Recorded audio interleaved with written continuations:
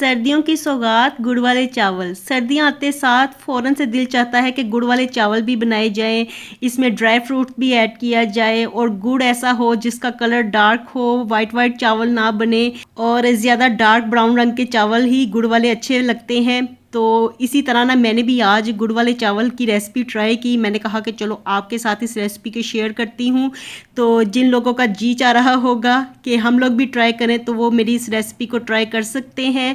खासे मज़ेदार और लजीज चावल बने थे हमारे गुड़ वाले। तो अस्सलाम वालेकुम जी, welcome back to my channel. आज मेरे किचन में बन रहे हैं जी गुड़ वाले चावल। तो चलिए बिना टाइम वेस्ट किए जल्दी से गुड़ वाले चावल बनाना स्टार्ट करते हैं। तो यहाँ पे मैंने हाफ़ केजी गुड़ का पैकेट लिया है। ये गुड़ मैं अच्छी तरह से चेक करके लेके आई थी कि पुराना गुड़ हो, इसका रंग डार्क हो, ताकि चावल भी हमारे ब्राउन डार्क ब्राउन कलर के बने, तो वही चावल अच्छे लगते हैं ना देखने में। तो यहाँ पे ये देखिए, ये मैंने पैकेट ओपन कर लिया है। हाफ़ केजी गुड़ है ये। और ये देखिए, मैं आपको ना इसका कलर ही चेक करवा रही थी। तो सबसे पहली मेन बात तो ये है कि गुड़ को आपने ना अच्छी तरह से वॉश कर लेना है। इसके ऊपर किरक ज़रे वगैरह लगे होते हैं मिट्टी के, तो इसे ना अच्छी तरह से 2-3 पानी धो लीजिए ताकि इसमें से मैल किरक सारी रेत के ज़रे सब कुछ निकल जाए। तो देखिए, ये साफ़ सुथरा गुड़ हमें मिल गया है। और अब इसमें ना 1 कप हम पानी ऐड करेंगे। तो आधा किलो गुड़ में हमने 1 कप पानी ऐड करना है। और अब इसे ना लो फ्लेम पे हम पकने के लिए रख देंगे ताकि गुड़ हमारा मेल्ट हो जाए। और जितनी देर में ये चाशनी बनती है गुड़ की, तो हम ना चावल भिगो लेते हैं। यहाँ पे मैं आधा किलो ही चावल लूँगी। तो ये पुराने राइस हैं, आधा किलो मैं लेने लगी हूँ। तो आधा किलो गुड़ में आधा किलो ही हम चावल ऐड करेंगे। तो चलिए जी, चावलों को अच्छी तरह से हम धो लेते हैं। और धोने के बाद ना हमने इनको भिगोना नहीं है, इनको हम फ़ौरन से ही बॉयल करने के लिए रख देंगे। तो ये गुड़ वाले चावलों की जो रेसिपी है ना, ये सिर्फ 10 मिनट्स की रेसिपी है।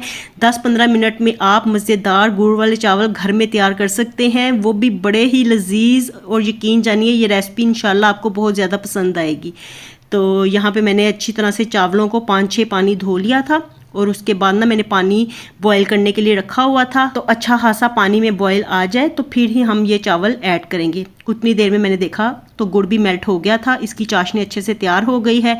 तो चलिए जी, अब हम स्टोव को ऑफ कर देते हैं। गुड़ हमारा अच्छे से मेल्ट हो चुका है इस वक्त। और अब हम चावल बॉयल करने के लिए रख देते हैं। पानी खूब अच्छी तरह से पक रहा था, मैंने चावल इसमें ऐड कर दिए। तो खुले पानी में आपने चावलों को बॉयल करना है। और इसमें एक दफ़ा भर के अच्छे से चम्मच लगा लीजिए और उसके बाद ना चावलों को पकने दीजिए। बॉयल होते जाएंगे ना चावल तो फिर नरम हो जाते हैं, फिर आप ज़्यादा चम्मच लगाएंगे तो चावल टूटने लगेंगे। और 3 से 4 मिनट चावल अच्छे से बॉयल होते रहे। तो अब मैंने चेक किया तो चावल 1 कन्नी पे आ गए हैं, 1 कन्नी से ना थोड़ा सा ज़्यादा है। तो बाकी ये ना चाशनी के साथ पकेंगे। तो चलिए जी, चावलों में से एक्स्ट्रा पानी को ड्रेन आउट कर देते हैं।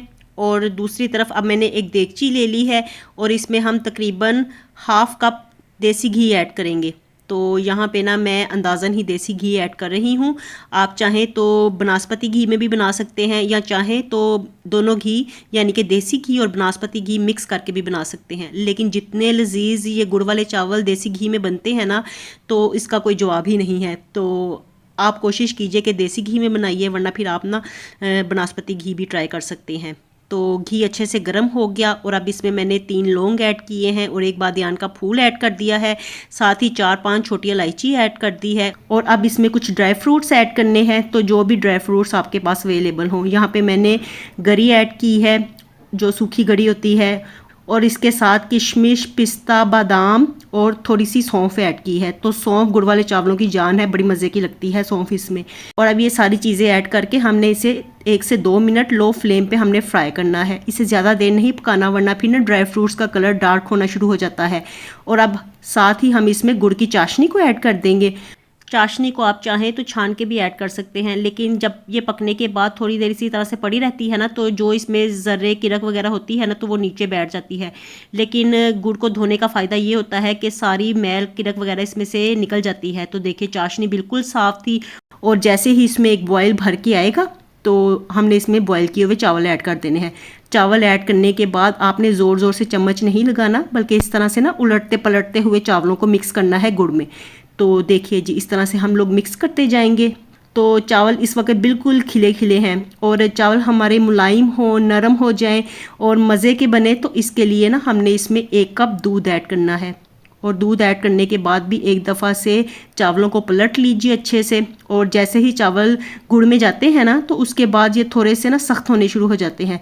और चावलों को चाशनी में ऐड करने के बाद अब हम इनको ढक के पकने के लिए रख देंगे, क्योंकि इस स्टेज पे ना चावल गलते नहीं हैं, गुड़ में जाने के बाद वो गलते नहीं हैं।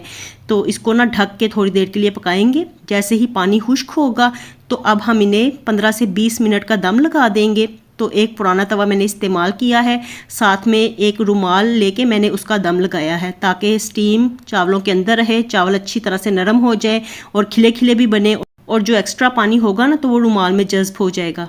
तो चलिए जी 15 से 20 मिनट का दम आ गया। चावल देखिए माशाल्लाह से कितने ज़्यादा खिले खिले बने हैं ना, बहुत ही मज़ेदार बने थे। और इनकी खुशबू इतनी लजीज, इनकी खुशबू आ रही थी ना कि मेरा पूरा किचन महक रहा था। तो इतनी मज़ेदार ये रेसिपी है ना, तो ट्राई ज़रूर दीजिएगा।